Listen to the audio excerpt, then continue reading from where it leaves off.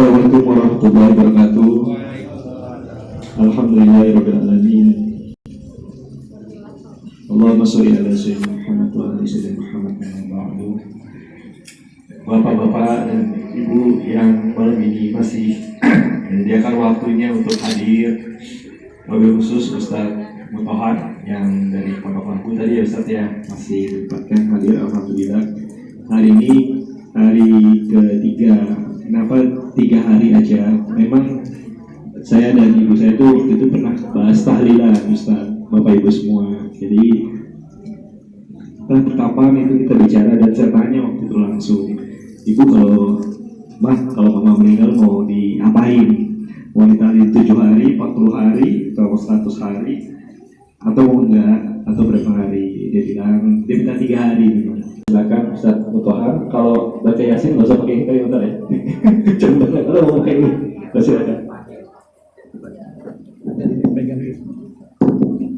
Bismillahirrahmanirrahim. Assalamualaikum warahmatullahi wabarakatuh.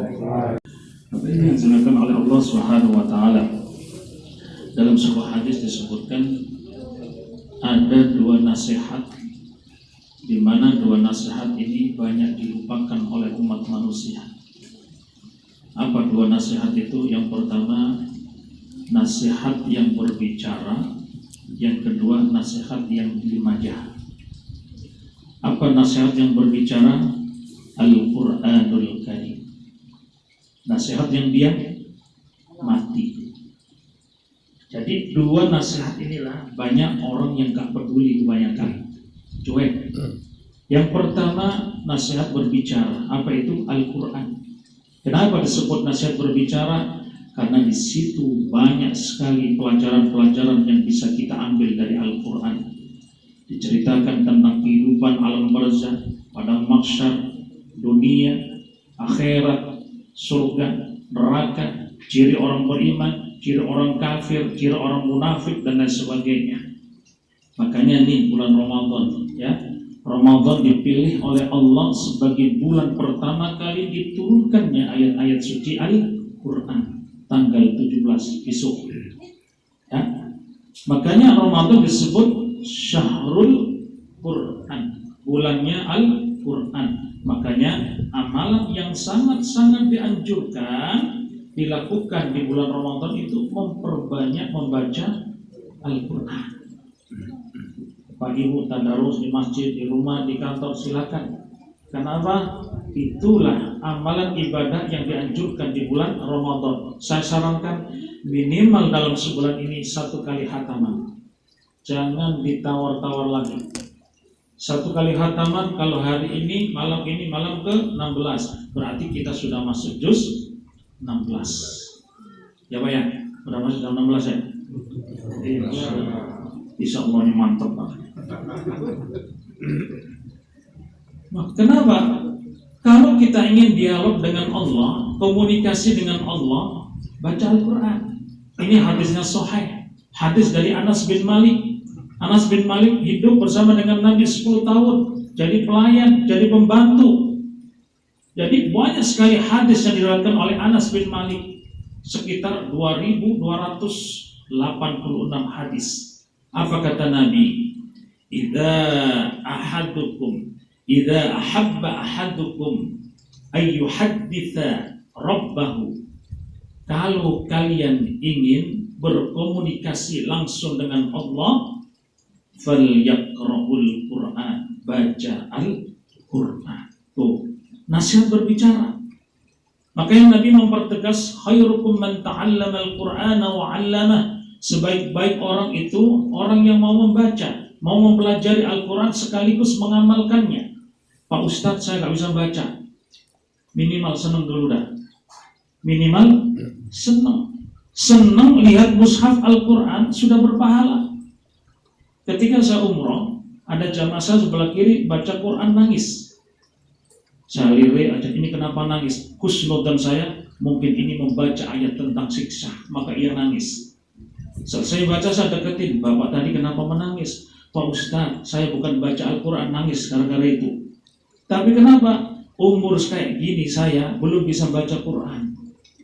Saya iri dengan jamaah yang lain, bisa membaca lancar, bahkan sampai menghatamkan Al-Quran. Saya nangis menyesali kenapa saya nggak bisa baca Al-Quran. Saya bilang, Bapak senang saja lihat Al-Quran, saya menangis, sudah dihitung pahala. Jadi dari senang Anda meningkat. Apa itu? Qiraah. Apa itu qiraah? Baca udah Al-Quran, gak usah ngerti, gak ada masalah. Baca. Apa kata Rasulullah? Alladzi yaqra'ul Qur'an wa huwa mahirun bi. Siapa yang membaca Al-Quran mahir, pandai, lancar, apalagi sampai hafal, ma'as safaratil kiramin barara. Ia hidup bersama dengan para malaikat. Walladzi yaqra'ul Qur'an wa yatata'u. Siapa yang membaca Al-Quran tak tahu apa itu terbata-bata, sulit mengucapkan tak ba, sulit sekali. Lahu ajroni, kata Nabi, dikasih pahala 2. Enak kan? Dikasih pahala 2. Lupa Ustaz nggak bisa 2 yang nggak lancar. Ya, pahala pertama semangat ingin belajar, pahala yang kedua ketika ia membaca Al-Quran. Tapi jangan gara-gara gini Pak Bu, lalu kita tidak mau melancarkan baca Al-Quran. Kenapa kamu tidak mau melancarkan baca Al-Quran? Pahalanya 2. Ingat, yang lancar, yang mahir, ma'as safaratil kiramin barara. Ia hidup bersama dengan para malaikat. Tapi ingat Pak Bu, kata Nabi, rubbat tariyal Quran. Berapa banyak orang yang membaca Quran, wa Qur'anu yal'anu. Justru bacaan Quran itu memberikan laknat bagi si membaca. Na'udzubillah. Loh Pak Ustaz, baca Quran kok bisa kena laknat? Mendingan gak baca, justru malah kena laknat. Siapa orang baca Quran yang kena laknat? Baca Qurannya gak benar, gak mau belajar. Baca Qurannya benar, gak mau belajar. Ia pegang Yasin. Ya Asin. Sini mas. Kenapa Yasin dibaca Yasin? Yang dibaca Arab, bukan Arabnya, tapi tulisan Latinnya. Memang tulisan Latin hanya 2, tapi bukan dibaca Yasin, tapi dibaca panjangnya 2 ketukan. Yasin. Di sini pentingnya tahsinul Quran, belajar Al-Quran. Makanya belajar Al-Quran apa? Harus bertalaki, bermusafah, hadap-hadapan dengan guru. Inilah yang dilambangkan oleh Nabi bersama malaikat Jibril. 17 Ramadan malaikat Jibril menyampaikan wahyu pertama. Iqra' ya Muhammad. Apa kata Nabi? Ma'ana biqari. Saya tak bisa baca. Iqra' ya Muhammad ma'ana biqari. Iqra' ya Muhammad ma'ana biqari. Dipeluk sama malaikat Jibril. Iqra' ya Muhammad. Iqra' bismi rabbikal ladzi khalaq. Khalaqal insana min 'alaq. Iqra' wa rabbukal akram alladzi 'allama bil qalam 'allamal insana ma lam ya'lam. Itu menggambarkan belajar berhadap-hadapan dengan guru. Loh Pak Ustadz, sekarang zaman canggih, gak usah manggil guru, buka laptop, komputer, ketik makharijul huruf, muncul tuh.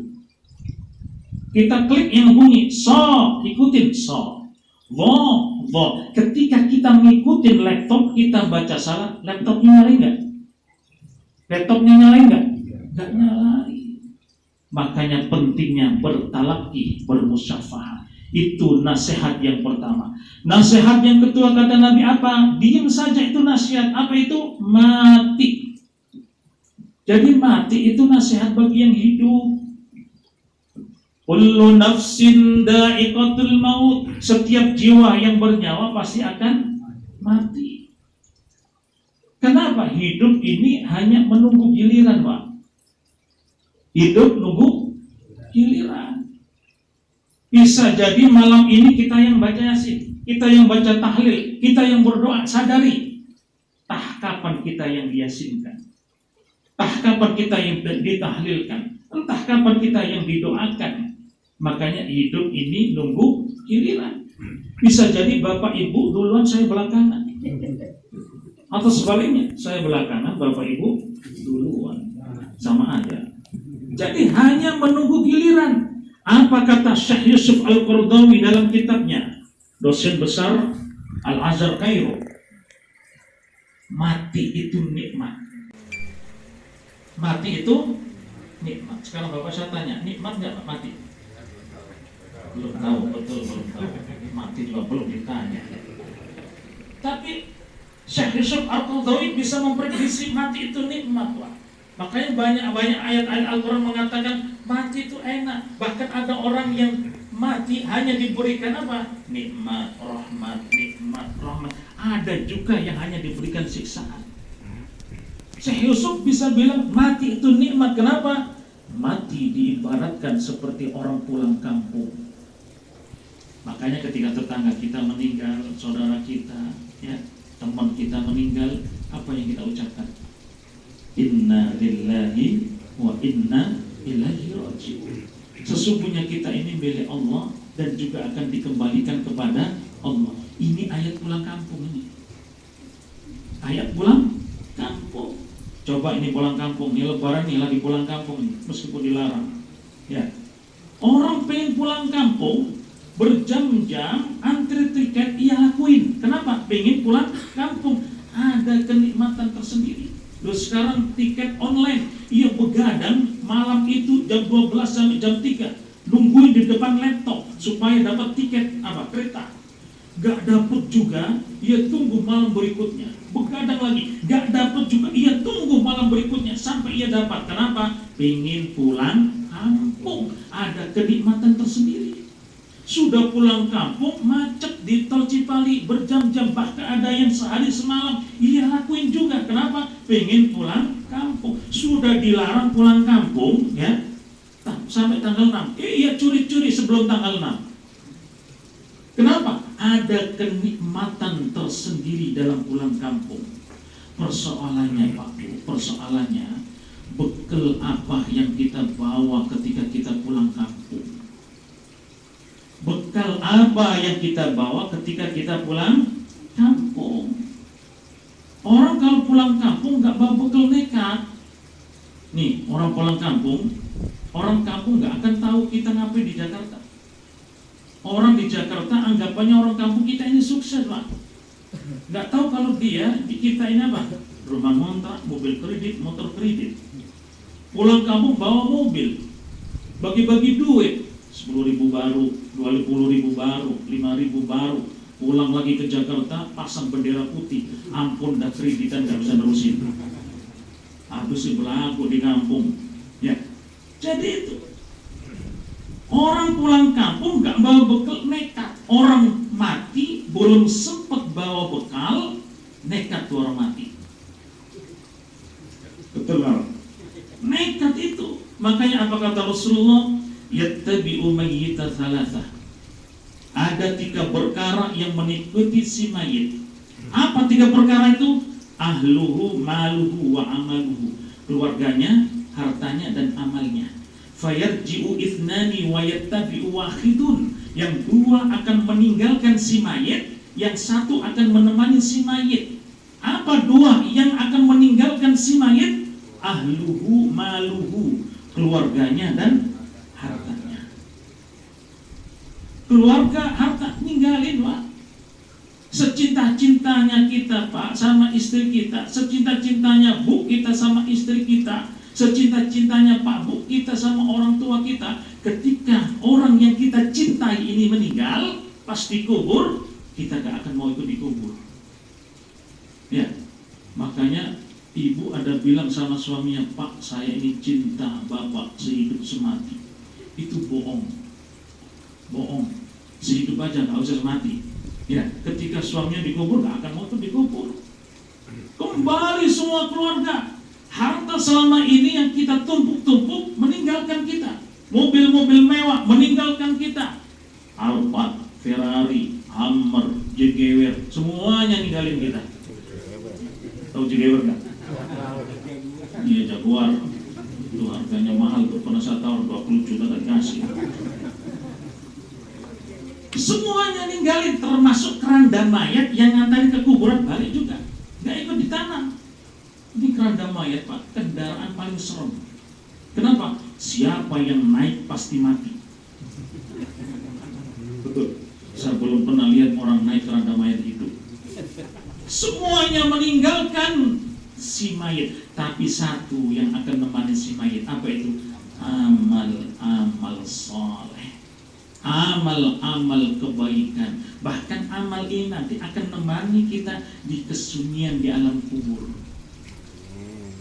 Akan temenin, makanya perbanyak bekal amal-amal soleh. Oleh karena itu ketika si mayit masuk ke alam kubur, yang mengantar 40 langkah meninggalkan malaikat Jabaniyah, gede, hitam, biru-biruan, yang dikenal dengan nama Munkar dan Nakir, bertanya, Marrabbuka. Jadi pertanyaan alam kubur sudah dibocorin, Bu. Bisa dihafalin. Ya, pertanyaan alam kubur sudah dibocorin. Beda dengan ujian negara, rahasia negara, gak akan dibocorin. Ini pertanyaan kubur sudah dibocorin. Tinggal kita saja mau menghafalkan apa enggak. Tapi kalau kita meninggal tidak membawa amal soleh, jangan mengharap kita bisa menjawab pertanyaan amal kubur. Gampang pertanyaannya. Marrabbuka, siapa Tuhanmu? Jawabannya, Allahu Rabbi, Tuhanku Allah. Man nabiyuka, siapa nabimu? Muhammad nabi, Muhammad nabiku. Man imamuka, siapa imamu? Al-Quran imami. Man ihwanuka, siapa saudaramu? Apa jawabannya? Wah, bahaya nih, gak dihafal ini, bahaya nih. Apa jawabannya? Muslim. Nah, ikhwani minal muslimina wal muslimat. Ketika kita lancar, Pak Bu, menjawab pertanyaan alam kubur, ada suara dari atas. Sodakta ya ibadi. Benar wahai hambaku. Bentangkan rahmat surga, beri angin surga kepada hambaku. Lalu datang seseorang yang bermuka berseri-seri, putih berseri-seri. Assalamualaikum. Waalaikumsalam. Jawab. Dialog antara mayit dengan seorang yang bermuka putih berseri-seri tadi. Apa kata orang yang bermuka berseri tadi? Rahmat Allah untuk Anda, kabar gembira untuk Anda, pintu surga sudah dibukakan untuk Anda. Apa kata si mayit? Alhamdulillah, mudah-mudahan Anda pun juga demikian. Apa kata si mayit? Loh, kita ini belum kenal kok bisa saling mendoakan. Siapa Anda sebenarnya? Saya adalah amal-amal solehmu ketika di dunia, dan saya siap menjadi temanmu di keheningan, di kesunyian alam kubur. Tuh, ternyata Pak Bu, amal-amal soleh ini akan nemenin kita. Makanya sisa-sisa umur kita ini perbanyak amal-amal kebaikan, perbanyak bekal yang berupa amal-amal soleh. Bapak Ibu yang saya hormati, terus bagaimana berbakti anak kepada orang tua yang sudah meninggal? Orang tua sudah meninggal, anak tidak bisa bilang sudah cukup bakti saya. Tidak. Jadi sepanjang masa dari hidup sampai meninggal, sampai ila yaumil qiyamah, bakti anak tetap berlanjut. Bagaimana caranya berbakti kepada orang tua yang sudah meninggal? Satu, perbanyak istighfar, perbanyak mohon ampun kepada orang tua kita yang sudah meninggal. Dalam sebuah hadis qudsi disebutkan, ada orang tua tiba-tiba Allah angkat derajatnya. Orang tua tadi protes, ay Rabbi ay syai'in hada. Ya Rob, saya ini tidak berbuat apa-apa, tetapi kenapa derajatku Engkau angkat? Apa kata Allah dalam hadis qudsi itu? Waladaka istaghfar laka. Anakmu di dunia sering beristighfar untukmu. Anak nyambung Pak Bu. Jadi gara-gara istighfar anak di dunia, apa? Orang tua tiba-tiba diangkat derajatnya. Makanya dalam kitab I'anatul Talibin, apa? Ada seorang syekh, seorang tua syekh, ketika ada di alam kubur itu rebutan doa. Jadi doa itu ada doa umum, ada doa khusus. Apa itu doa umum? Allahumma ighfir lil mu'minina wal mu'minat wal muslimina wal muslimat. Itu doa umum. Semua ahli kubur rebutan pengen doa itu. Tapi ada doa khusus. Seorang syekh tadi tidak ikut rebutan doa umum. Ketika ditanya oleh syekh seorang soleh, ini disebutkan dalam kitab I'anatul Talibin, ya, ceritanya begitu. Ditanya, Syekh, kenapa Anda tidak ikut rebutan doa?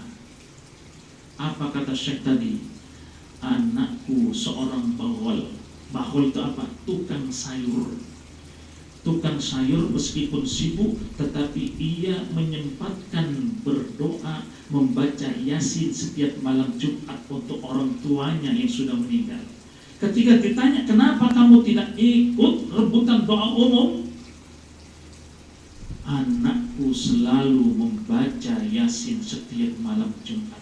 Aku sudah cukup doanya, luber-luber. Aku udah gak butuh lagi doa-doa yang umum. Selang beberapa hari, Syekh tadi ikut rebutan doa umum. Ketika ditanya, kenapa dulu kamu tidak ikut rebutan, sekarang ikut? Anaknya Babul tadi sudah meninggal, bukhol, meninggal dunia. Jadi ia tidak bisa membaca Yasin lagi. Di sini Pak Bu pentingnya bakti anak kepada kedua orang tua. Yang kedua, berdoa. Berdoa bagaimana? Segala kebaikan-kebaikannya. Makanya hadis yang sangat masyhur apa? Idza mata banu Adam in qata'a amaluhu illa min thalathin. Semua anak Adam kalau meninggal putus kecuali 3. Apa? Sedekah jariyah, ilmu bermanfaat, dan anak yang soleh yang mampu berdoa kepada kedua orang tuanya. Makanya ketika orang dalam sakaratul maut, memang yang diajarkan Nabi apa? Talkinkan. Benar tadi Pak Sofan, talkinkan. Ini menggambarkan apa? Ketika kita lahir di dunia, orang tua kita mengadzankan telinga kanan, mengiqamahkan telinga kiri. Kalau orang bertanya, orang Islam kok aneh? Aneh bagaimana? Orang baru lahir begini, adzan, apa dia ngerti? Orang kalau tidak tahu tentang perjalanan ruh, dia akan selalu bertanya-tanya, apa manfaat dari adzan ketika lahir? Seolah-olah orang tua itu bilang gini, nah ketika aku, orang tuamu, ayahmu, ibumu meninggalkan kalian semua, akan meninggalkan dunia ini, talkinkan dengan kalimat la ilaha illallah, minimal Allah, Allah, Allah. Kenapa? La ilaha illallah ini riskan juga. Riskan bagaimana? Dalam kitab Bulughul Maram disebutkan kalau dia bilang la ilaha illallah cakep. Tapi mohon maaf, kalau iya berat, la ilaha mati. Nah ini yang bahaya. Berarti artinya apa? Tidak ada Tuhan.